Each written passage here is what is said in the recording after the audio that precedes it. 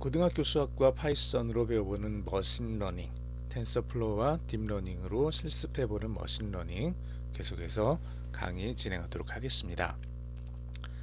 오늘은 또 조금 가볍게 아직 이제 깊이 들어가진 않았으니까요. 머신러닝, 인공지능 혹은 우리가 이제 많이 듣는 그 딥러닝, 텐서플로우 이런 말들에 대해서 잠깐만 언급을 하고 넘어가죠. 머신러닝은 사실은 그렇게 우리가 워낙 아주 자주 듣는 말이고 이제 쓴지도 오래됐습니다. 사실 머신러닝이라는 말 자체가 좀 오래된 말이긴 해요. 그래서 이 머신러닝은 어찌 보면 인간의 지적 능력처럼 이제 사람이 어떤 일을 할 때 그냥 경험에 따라서 그냥 아무것도 모르는 상태에서 하는 경우도 있겠지만 대부분의 경우는 우리가 그것을 배워서 일을 하게 되죠. 곱셈에 대한 어떤 계산을 푼다. 우리는 구구단을 배우고 이 구구단을 가지고 곱셈 법칙을 우리 머릿속에 기억을 하고 그걸 꺼내서 우리에게 필요한 그 사칙 연산을 수행을 하게 됩니다. 마찬가지로 기계에게 일을 시킬 때도 인간이 하는 것과 비슷한 방식으로 그렇게 기계를 학습을 시켜서 학습이 된 상태에서 기계가 인간이 원하는 어떤 일을 할 수 있도록 하는 것, 그게 이제 머신러닝의 가장 기초입니다. 거기에서 이제 인공지능이 나온 거죠. 그러면은 어떻게 기계를 학습을 시킬 거냐? 기계 보통 우리가 생각하기로는 그냥 정말 사람하고는 아무런 상관이 없는 그냥 철로 돼 있는 고작 해봐야 기름이 조금 이제 칠돼 있고 기어나 이런 것들이 이제 들어있는 이런 기계를 생각을 하게 되는데, 그 기계가 어떻게 사람이 하는 것처럼 그렇게 학습을 할 수 있느냐, 그런 전 고전적인 형태의 기계는 이제 학습을 할 수가 없죠. 하지만 이제 점점 시간이 지나면서 반도체라는 게 나오고 IC라는 게 나오고 굉장히 작은 공간 안에 이 반도체 회로가 많이 집적이 되면서 집적 회로 IC가 나오면서 필요한 상당히 빠른 그런 필요한 계산을 할 수 있는 능력을 갖추게 됩니다. 그리고 이런 능력을 가지고 사람이 하는 것과 비슷한 식의 어떤 계산 결과를 낼 수 있도록 하는 것, 이게 이제 나오게 되죠. 이거를 보통 좀 초창기에는 이제 신경망이라고 불렀어요. 이 신경망이라고 불렀는데, 이 신경망이라고 부른 이유는 말 그대로 인간이 어떤 신호를 캐치를 하거나 혹은 머리에서 내리는 신호를 우리의 손 혹은 발 여러 가지 기관을 통해서, 입을 통해서 어떤 신호를 밖으로 내보내려고 할 때 사용하는 것과 거의 동일하기 때문에 이 신경망이라는 걸 사용을 했습니다. 여기는 따로 이제 그림을 내지는 않았는데요. 아마 여러분들이 신경망 그래서 인터넷에 검색을 해보시면은 뉴런이라는 게 좀 나올 거예요. 그래서 이걸 가지고 한쪽에서, 인간 역시도 마찬가지예요. 한쪽에서 어떤 전기적인 신호가 주어지게 되면은 그 신호가 뉴런을 타고 이제 끝 부분으로 갑니다. 그래서 그 다음 번으로 이 신호를 전달을 해주는 거죠. 그런데 전달을 해줄 때 그냥 1대1로만 계속 연결이 되는 게 아니라 하나의 끝에는 여러 개의 뉴런들이 서로 연결이 됩니다. 그래서 여러 개의 뉴런으로부터 그 신호들을 다 받아서 받은 것을 모아서 합산을 해서 그 다음 번으로 넘겨주는데, 이 넘겨줄 때 1 또는 0, 다시 말해서 신호가 들어왔다 혹은 들어오지 않았다, 이 둘 중에 하나로 넘겨주게 되는 거예요. 신호가 우리가 그냥 보통 생각하듯이 아프다, 많이 아프다, 너무 심하게 아프다, 아파 죽겠다 이런 식으로 되는 게 아니라 그냥 누가 나를 찔렀다 혹은 아무렇지도 않다, 이 두 개밖에 없는 거예요. 물론 이 두 개밖에 없는 그 신호들이 다 모여서 우리의 머릿속에서 판단을 하게 될 때는 여기는 찔렀다, 여기는 찔렀다, 여기는 찌르지 않았다, 찔렀다, 찌르지 않았다, 찔렀다 이렇게 되면은 찔렀다가 많아지니까 우리 머릿속에서는 굉장히 많이 아픈 것을 이제 느끼게 되는 그런 식이 되는 거죠. 마찬가지로 어떤 학습을 할 때 기계 역시도 인간이 하는 것과 좀 비슷한 방식으로 이런 식으로 뭔가 구조를 만들어 두면 이 기계 안에서도 학습이 일어나지 않겠냐라고 해서 인공지능이 이제 처음을 시작을 하게 됩니다. 신경망, 뉴럴 네트워크라는 것을 이제 가지고 이제 시작을 하게 되죠. 그러면서 저도 예전에 그 음성 인식 쪽을 할 때 이걸 이제 많이 사용을 했었는데요. 그때는 이제 히든 마코프 툴킷이라는 거, 이제 히든 마코프 모델이라는 걸 사용을 해서 음성 인식을 했었습니다. 지금은 이제 그거를 많이 사용을 하지는 않는 것 같아요. 왜냐면은 이제 딥러닝이 나왔으니까. 딥러닝 전까지만 해도 히든 마코프 모델을 사용을 해서 일반적으로 그렇게 이제 음성 신호에 대한 그런 처리들을 하고 음성 신호를 해석하고 이런 것들을 좀 진행을 했었습니다. 자, 근데 이 신경망이 좀 약간의 문제는 있었어요. 상당히 큰 문제가 있어서 이거를 나름대로 다시 이제 개선을 한 게 사실은 이제 딥러닝이에요. 네.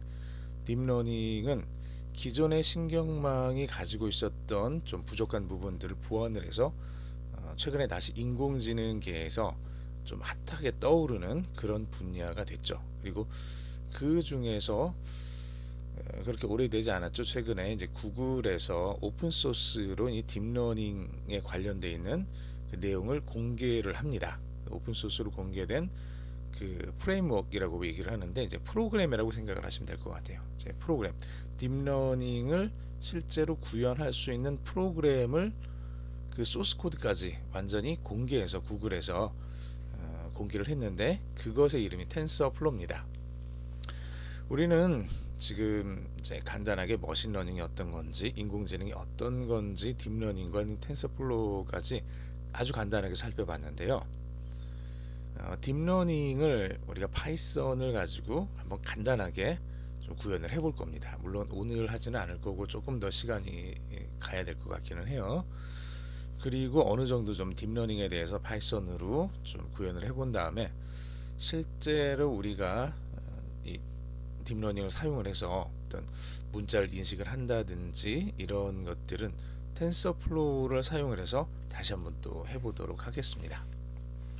제가 그때까지 GPU가 달린 PC를 구입을 하게 되면 GPU를 통한 학습도 한번 시도를 해보려고 하는데 현재 제 노트북은 그 텐서플로우에 있는 그 GPU 학습이 좀 불가능한 상태이긴 합니다. 자, 그거는 어쨌거나 지금 급한 건 아니니까 다음으로 한번 넘어가 보도록 하겠습니다. 간단하게 인공지능 역사에 대해서 조금 살펴보도록 하겠습니다. 인공지능 역사 굉장히 오래됐습니다. 우리가 인공지능 그러면은 최근에 이세돌 그 프로 기사에게 바둑으로 이긴 알파고를 생각을 하면서 굉장히 좀 IT 자체가 그렇게 오래되진 않았잖아요. 오래되진 않아서 굉장히 최근에 나온 기술로 이렇게 생각을 할 수 있는데 인공지능은 이미 알렌 튜링이라는 사람이 1950년대에 이야기를 하고 그때부터 기본적인 그 이론을 발표를 하면서 시작이 됐습니다. 튜링에 대해서는 최근에 영화로 나온 것도 있고 그러니까 여러분들이 한번 영화 찾아서 보셔도 재미있을 거예요. 1912년에서 54년까지 살았고 생애 마지막 부분은 좀 안타깝게도 이제 자살을 하는 걸로 끝을 맺었는데 인류 역사에 있어서 그리고 IT계에 있어서 컴퓨터라든지 이런 부분들에 있어서 굉장히 커다란 역할을 했던 사람이고 동시에 세계 2차 대전에 있어서 2차 대전을 빨리 끝내는 데 있어서 아주 큰 역할을 했던 그런 사람이기도 합니다.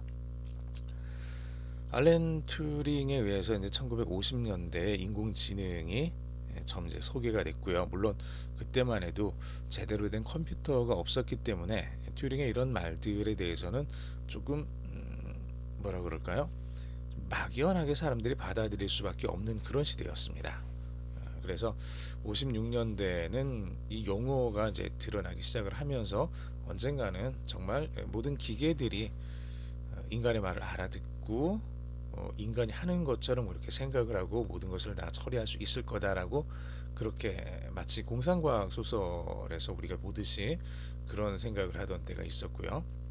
그런데 시간이 조금 흐르면서 70년, 80년대 가면서 실제로 굉장히 빠른 IT의 그 발전이 있기는 했었지만 그럼에도 불구하고 튜링이 생각했던 정도의 어떤 그 지금 우리가 생각하는 정도의 그렇게 빠른 그 계산 능력을 갖추지는 못합니다. 그러다 보니까 인공지능은 더 이상 인류에게 그렇게 큰 매력을 주지를 못하게 되죠.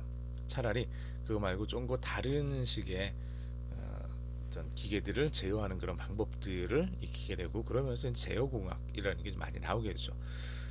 아마 이 방송을 보는 사람들 중에서 많은 사람들이 뭐 드론 같은 것들 이렇게 움직여 보셨을 것 같은데 드론 같은 경우만 해도 그 안에 제대로 위치를 잡는다든지 이런 일들을 할 때 제어공학 쪽에서 이야기를 하는 PID 제어라는 것을 많이 사용을 합니다.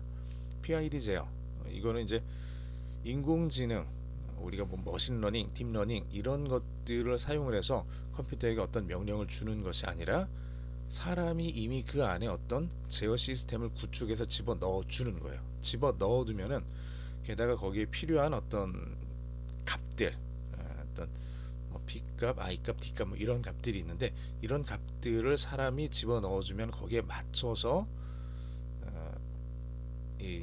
이를테면 비행기든 자동차든 뭐 헬기든 이런 것들이 넘어지지 않고 정확한 위치에서 흔들리지 않으면서 갈 수 있게 해주는 그런 종류의 어떤 제어 시스템들이 많이 개발이 되게 되죠.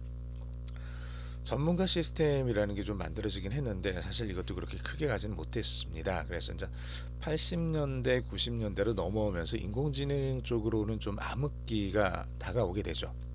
그러다가 97년도에 딥블로라는 그 컴퓨터가 인간의 체스 챔피언을 이기게 되고 그러면서 인공지능에 대해서 다시 한번 또 이제 주목을 받게 됩니다. 2005년도 다르파 대회에서 인공지능 자동차가 우승을 하게 되고요. 2011년 제퍼디라는 그 퀴즈에서 인공지능 그 왓슨 프로그램이 인간을 이제 더 이상 감히 따라올 수 없을 정도의 그런 큰 격차로 이기게 되죠. 그리고 2016년 우리가 잘 알고 있는 것처럼 인공지능은 도저히 바둑만큼은 어떻게 할 수 없을 것이다 라고 생각했었던 그걸 깨고 결국은 알파고가 인류 어떤 최고의 바둑 기사 어떤 이세돌 그리고 뭐 커제를 이제 이기는 그런 일들이 결국은 일어나게 됩니다.